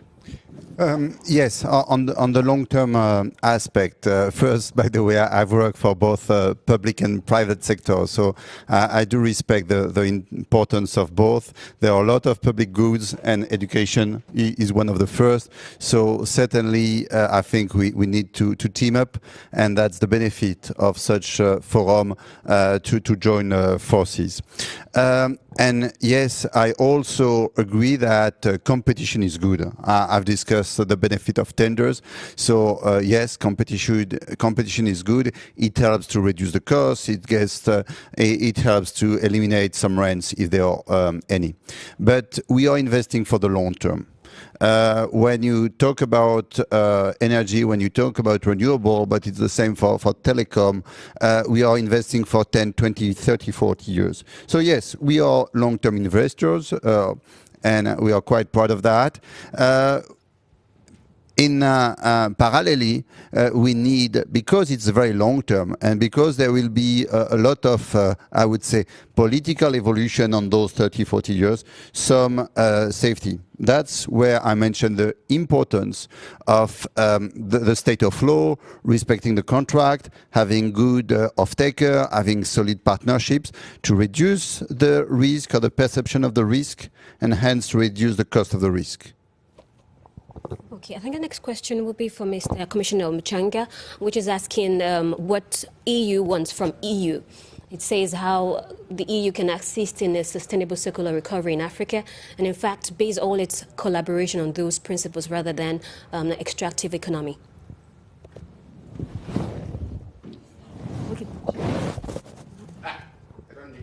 How come I was missing? Well, Europe and Africa are very long-standing partners and very close neighbors. We are tied together by history, by geography, and other factors. So when it comes to economic recovery, I think one of the initiatives which was made came from Europe, and that was the President of France, when he organized the Paris Conference on the financing of African economies. It brought to the world attention the need for increased financing for Africa to recover.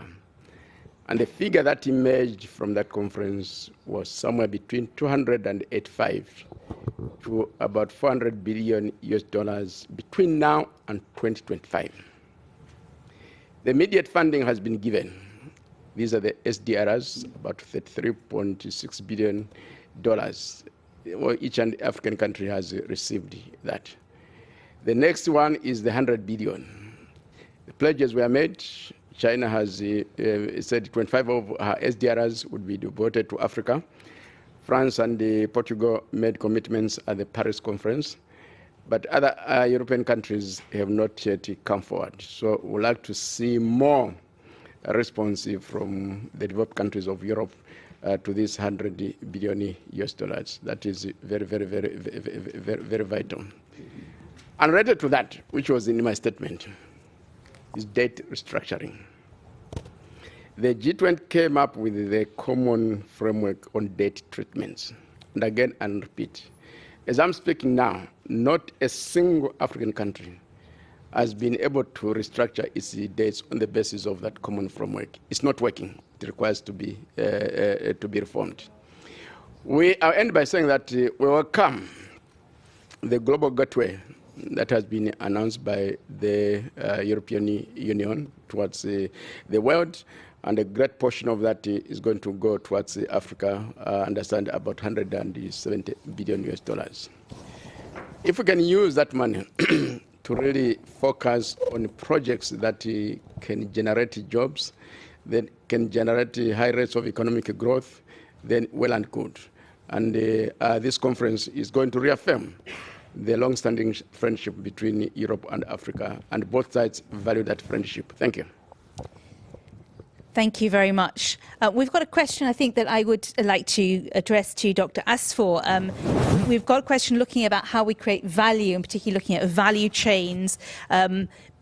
Within the Europe-Africa partnership, how do we create more value coming from the value chains in terms of where we invest, how we create companies, and even our digital education programs? What can we do between the two continents that could highlight some of the things you talked about, which is keeping the added value in Africa? Thank you very much. This is really a very important question because as we see the export of Africa is all raw materials and the import from Europe are all value-added material. Africa Business Council now have technical committees, and those technical committees are actually geared towards value addition with reference to agriculture, agribusiness, with reference to mining, with reference even to trade services as tourism, with reference to many actually small and medium enterprises, women entrepreneurs, youth entrepreneurs, trade, industry. Through those technical committees, our vision is to have a mapping exercise of what's existing on the continent.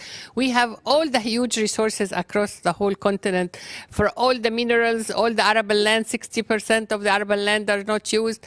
So with this existence of the natural resources, how do we have our partners from the European colleagues to invest, to add value with a competitive and standard made in African product like my sister Pamela said, and Commissioner Muchanga, because we want to really launch our Made in Africa label So to have a Made in Africa label, this product has to be packaged, has to be branded, has to be designed, has to be value added, meeting the international standard. And I will really here recall one of the projects we did with COMESA Business Council, as I was chairing COMESA Business Council, is core sourcing from local vendors. So it's about corporate procurement. We made agreement with big corporates to source from our SMEs and women vendors, but they told us to source from them, we need a standardized product that meet our standards. So what we did is that we really built the capacity and trained for every year about 400 SMEs to meet the standards. And accordingly, they were able actually not only to supply big corporates, but also to export across borders. One story when I was at African Union, a young girl, when I was talking about this project, she just from Uganda, she raised her voice, said, I am one of your beneficiaries. She is into dried fish, and we help her for packaging, and now she's supplying to supermarkets across East Africa.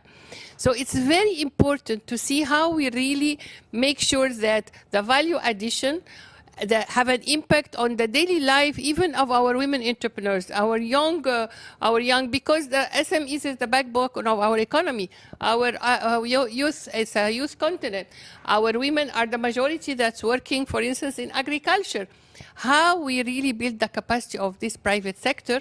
So a cross-border women trader does not have to trade from containers coming from outside the continent, but from an African product, because if the All Africa Contented Free Trade Area actually is about trading among ourselves. But what are we going to trade among ourselves?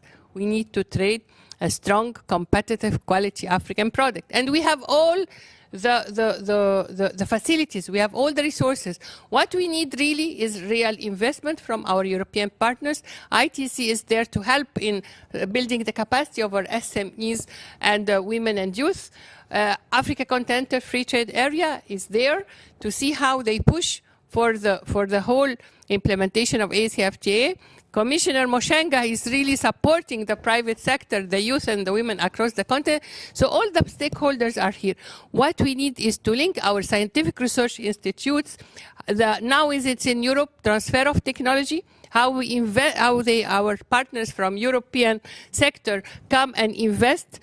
I was just telling now that we have all the cocoa, but the chocolate here is in Europe.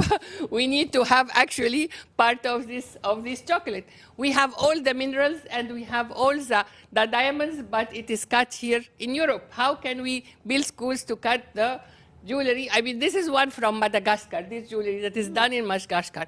But we need to really add value to all our raw materials, to have real industrialization, to make sure that it's an equal partnership between Africa and Europe for value addition, because once they invest in Africa and value add in Africa, they can still export around the whole over 55 countries of Africa. Because under AfCFTA and investment in the infrastructure, the roads, if we invest in roads, the cost of the product will get less. If we invest in electricity, in digital education, if we have platforms, I mean, it's a huge, huge, huge investment that can have a win-win situation for both continents and have real impact on the daily life of our people. Thank you. Excellent input. Thank you very much. Still talking about the informal sector, which is quite huge on the continent. I'd like to know what steps have been taken to integrate them. Mr. Sebastian, this is for you.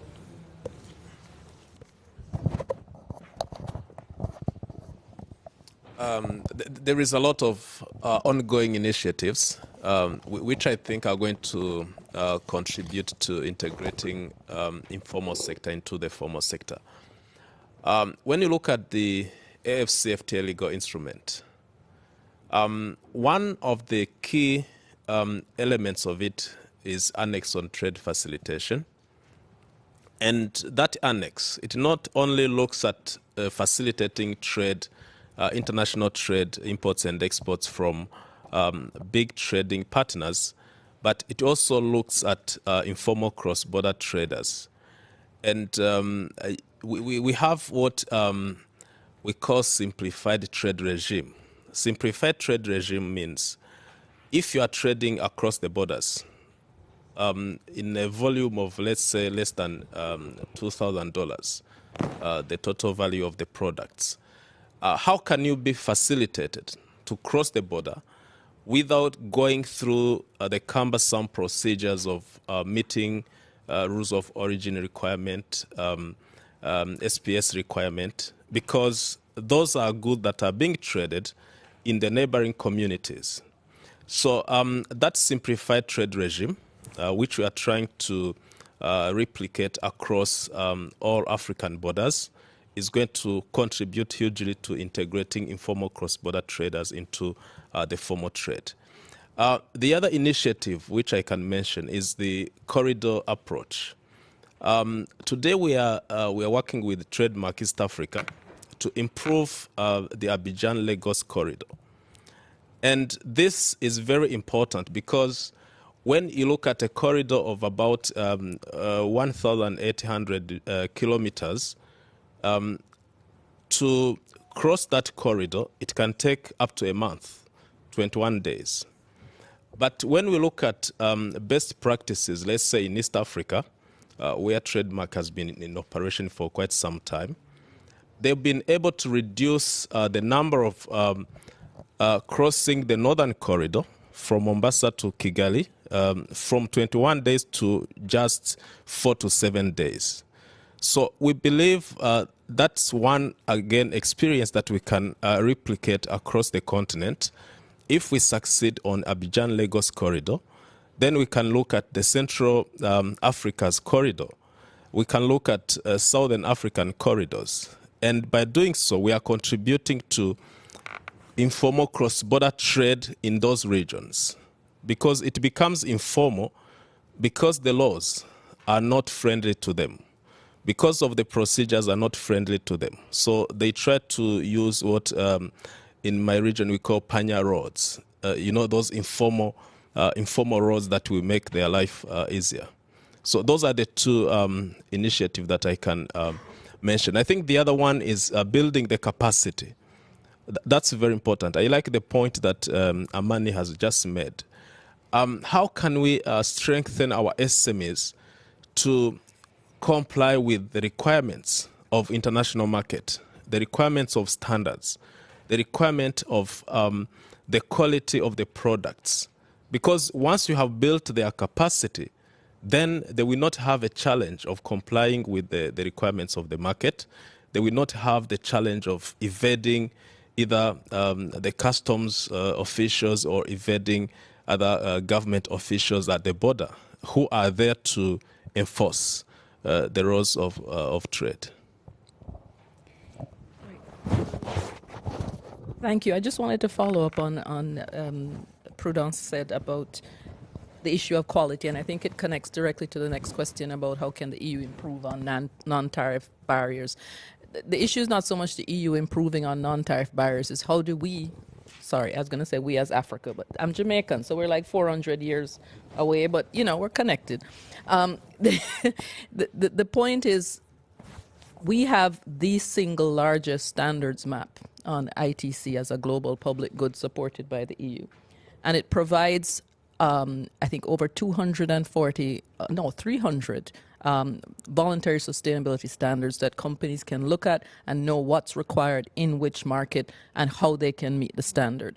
We're also working with a lot of companies and a lot of SMEs and also with business support organizations in each country to enable them to meet these standards, to understand what requirements, the HACCP, the ISO, etc. I think what's also important, though, is to recognize that a lot of the non-tariff barriers, as I indicated earlier, are within the country.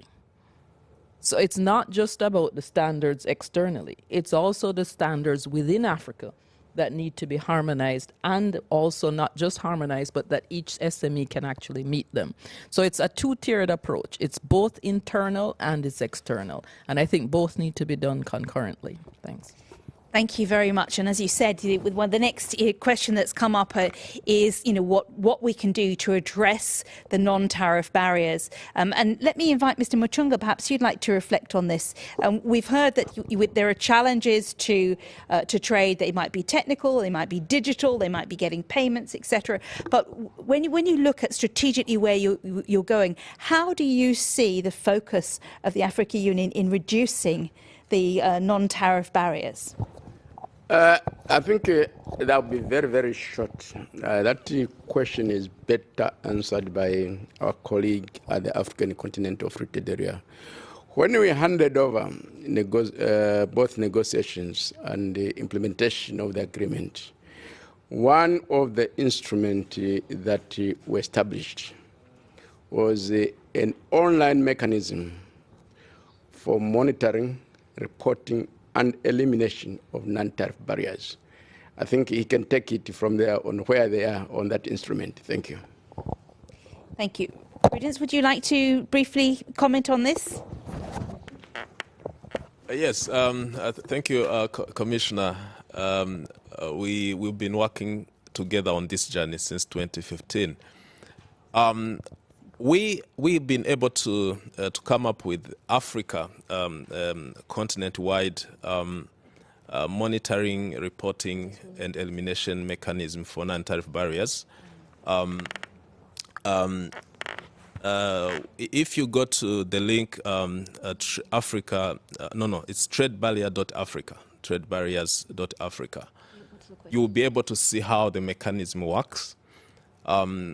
It works in all African Union languages, so which means that our business operators, our traders, when they are trading across the continent, they are able to use that platform to report instantly the non-tariff barriers along their trading corridors. And this barrier, this NTB mechanism has been designed based on existing regional mechanisms such as the East African ones, East African Community one, the tripartite ones, which are operating. We've been able to establish the national focal points on NTBs who are working regularly with the business community to ensure that they respond instantly to issues that will be reported to that platform. I think that's a very important tool, which is already operational, which is working, which is up and running. The challenge that we are trying to address now is to make sure that all other instruments within the AfCFTA framework are operational, because NTB mechanism can only operate when goods and services are moving across the continent. And it's not only that platform that will resolve the problem. When we boost intra-African trade, then there will be frequent and more transactions happening on a daily basis, and then the platform will just be a tool of interaction among the operators and the government officials. Professor Casasco, the last question will be for you. Alors, donc, la dernière question, je vous demande, c'est pour les petites et moyennes entreprises, qu'est-ce qu'il faut attendre de cet événement? Bon, cet événement, cet sommet, cette business forum.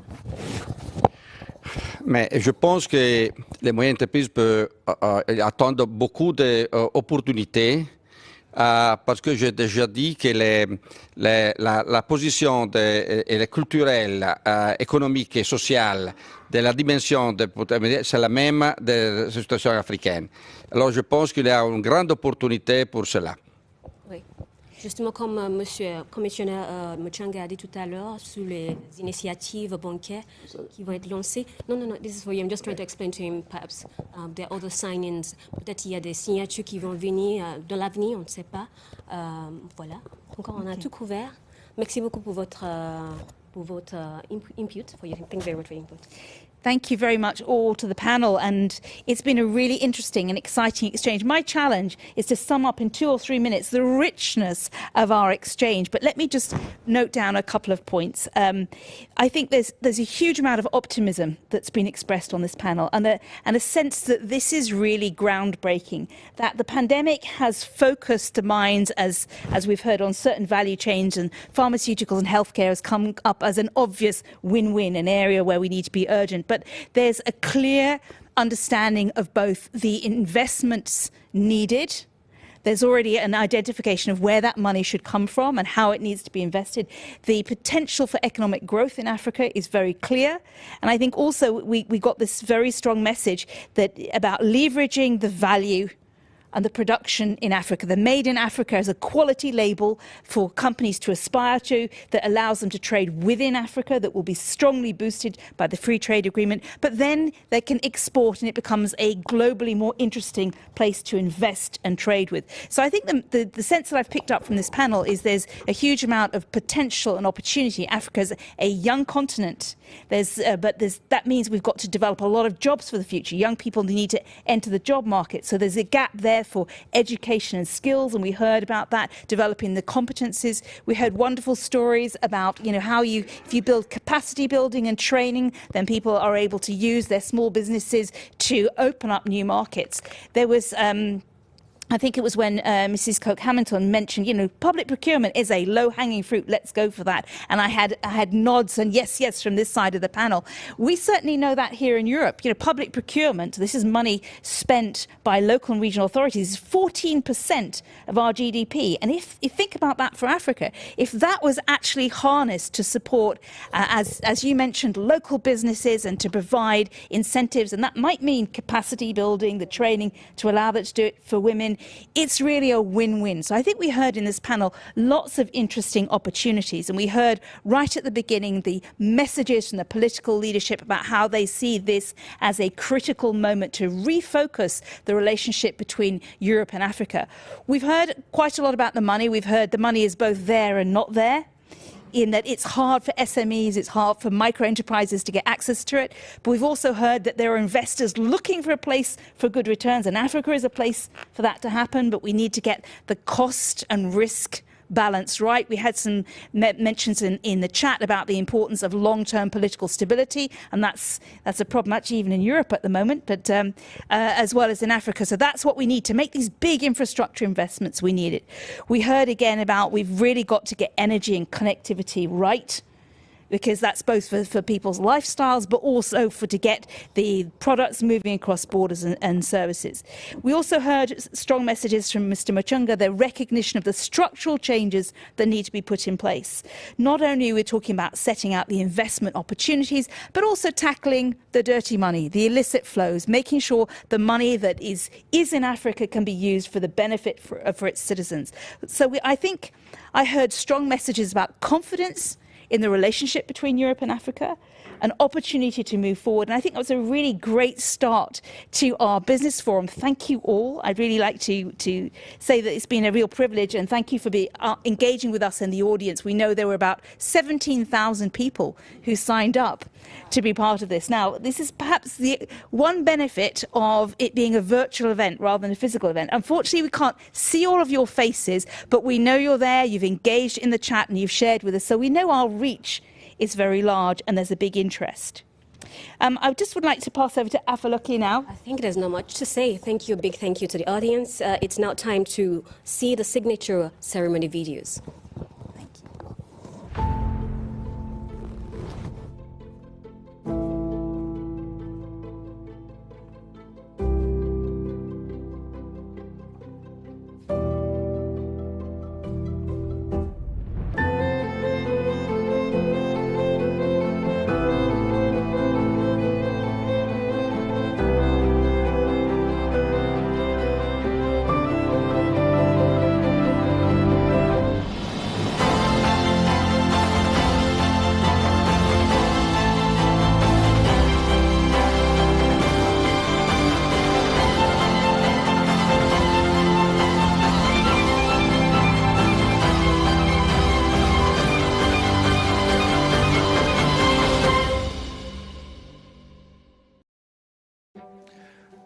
Over the last decade, the European Investment Bank, the EU Bank, has provided more than 26 billion euro of financing to enable companies across Africa to invest in a better future and transform infrastructure essential for private sector growth.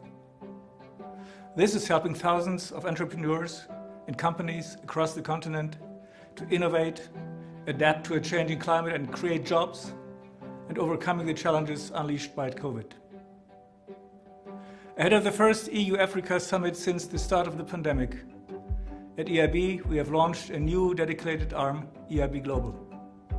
This confirms our strong commitment for high-impact financing for African business, strengthening support for COVID economic resilience, with the Commercial Bank of Cameroon, ensuring access to finance by smallholder farmers and agriculture companies with First Capital Bank Malawi, enabling microfinance institutions in rural areas and fragile regions to increase access to sustainable and inclusive finance with the Grameen Credit Agricole Foundation and with FIFASOL Microfinance Fund 2, and harnessing African tech talent by backing specialist private equity investment with Atlantica and with the Django as part of Boost Africa.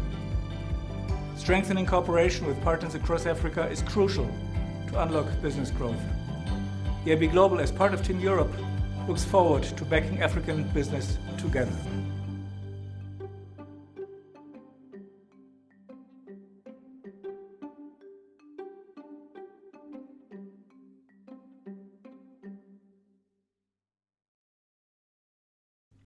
The EBRD started working in the North African countries of Egypt, Morocco and Tunisia 10 years ago. And it has since invested 13.2 billion euros there, of which 75% has been in the private sector. Those investments promote the growth of the private sector and SMEs. They advance economic inclusion, develop sustainable infrastructure, and encourage the use of renewable energy. Our green financing accounted for 51% of our total business volume last year, and North Africa too saw significant green investments in 2021. At the EU-Africa Business Forum, we plan to sign investments to expand green finance and accelerate private sector-led growth, and to do so in partnership with the European Union. EBRD's private sector and green growth focus are highly relevant for expanding investment opportunities in Africa. We are proud to be committed partner to a region whose global importance can only grow.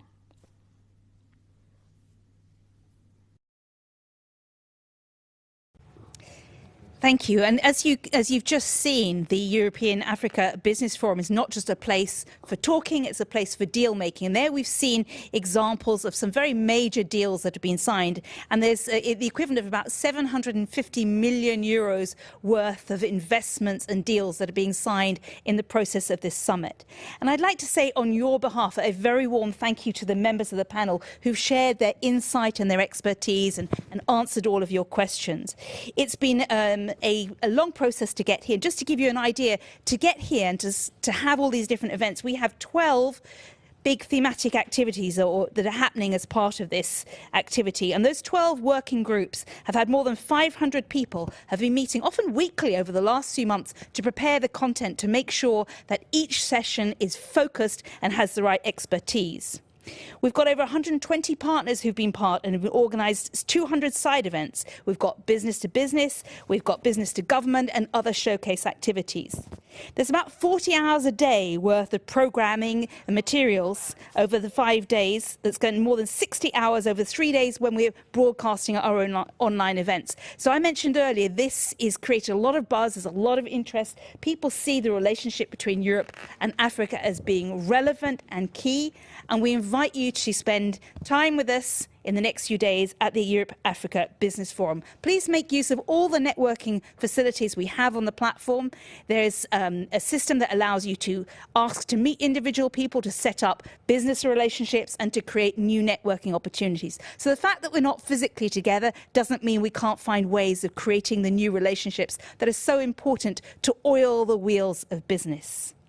On behalf of Afolake and myself, I'd like to say thank you very much for joining us and have a fruitful and constructive EABF. Thank you and goodbye.